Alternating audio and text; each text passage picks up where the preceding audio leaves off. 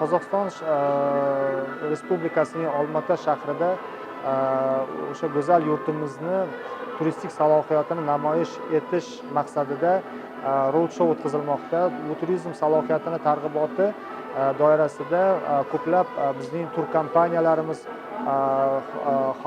O'zbekiston havo yo'llari, aviakompaniyalar. Bugungi tadbirimiz asosiy maqsadi O'zbekiston turizm salohiyatini namoyish etish. Tur operatorlarga planshetka yaratish, ikkita mamlakatda turist operatorlari, developerlar, investorlari birga uchrashib, turizm yangi yo'nalishlarini, yangi paketlarini, yangi investitsiya loyihalarini suhbatlashib va amalga oshirish maqsadida tutganmiz. Turizm yo'nalishi ikkita mamlakat, ikkita iqtisod uchun asosiy drayveridan biri. Shu bilan birgalikda mana shu tadbir doirasida biz Qozog'iston Respublikasi bilan alohida hamkorliklarimizni yuqori bosqichga olib chiqish va rivojlantirish yo'nalishi bo'yicha o'sha loyihalarni, qo'shma loyihalarni muhokamasi, kelishuvlar, aniq kelishuvlarga erishildi. Bugungi kunda Qozog'iston va O'zbekiston strategik hamkor va ittifoqchi hisoblanadi.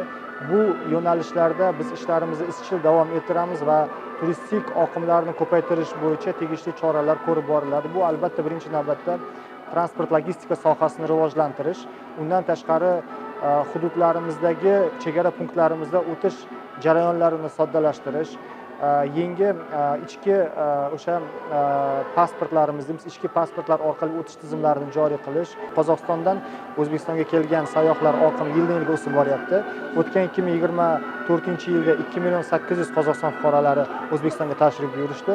O'zbekiston fuqarolari 3 milliondan oshiq fuqarolarimiz Qozog'iston Respublikasiga tashrifi amalga oshirildi. Bundan tashqari biz bugun qo'ygan maqsadimiz shu turistik infratuzilmani rivojlantirishga qo'ygan maqsadimiz. Bugungi kunda ikkita mamlakat o'rtasida haftasiga 40 ta aviaparvoz, muntazam ravishda parvoz amalga oshadi.